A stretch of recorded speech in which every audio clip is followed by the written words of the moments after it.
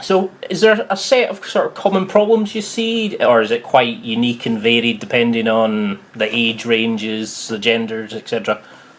I think that it's definitely a wide range of topics, but one of the things I'm seeing pretty consistently lately is a lot of girls who are a lot. I have a lot of guys who reach out to me, and they are usually dealing with a whole range of topics. Like they're always so different.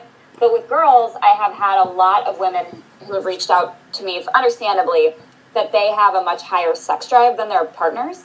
And I think that we live in a society that obviously we live in a society that tells women that men are the ones with the high sex drive and women aren't supposed to feel that way. And if your boyfriend doesn't want to have sex with you or your husband doesn't want to have sex with you, then that's normal and you should be catering to his sex drive and you shouldn't be pushing him, and don't make him feel like if you want more sex that's emasculating him. And so I have a lot of girls who reach out to me and they really don't know what to do.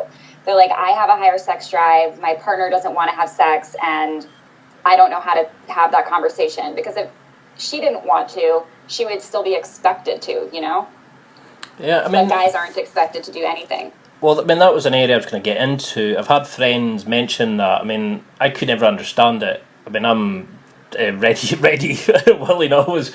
But for those people who have lower sex drives or higher than their current partner, is there a way for them to maybe bring it up without offending or upsetting their partner? I mean, what kind of advice would you give to somebody in that situation?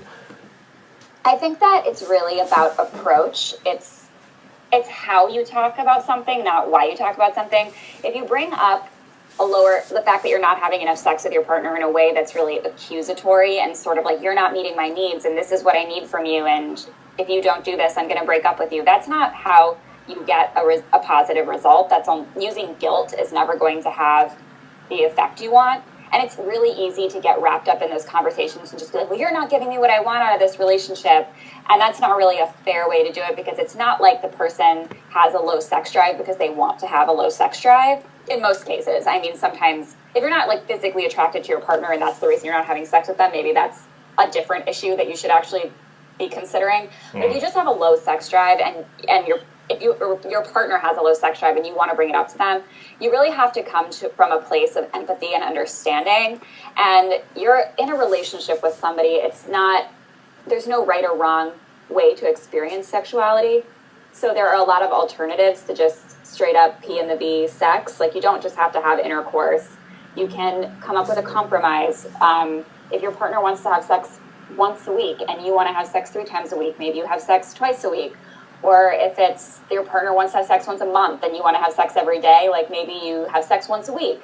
And if it's that's not going to work for you, you can also masturbate together, you can watch porn together. There are all these different ways, and there's no wrong way to have sex, and there's no wrong way to experience pleasure. It's really what makes you happy. And if you're not in a relationship with somebody who's willing to communicate about those things and compromise with you and make sure that everyone's needs are met, then that's a totally different problem in itself. You're with somebody who obviously doesn't care enough about you and your relationship to make it work. And I think that that's cause for alarm in a totally different way. But if you can have those conversations and really find a way to compromise and make it work, then that's a really strong relationship.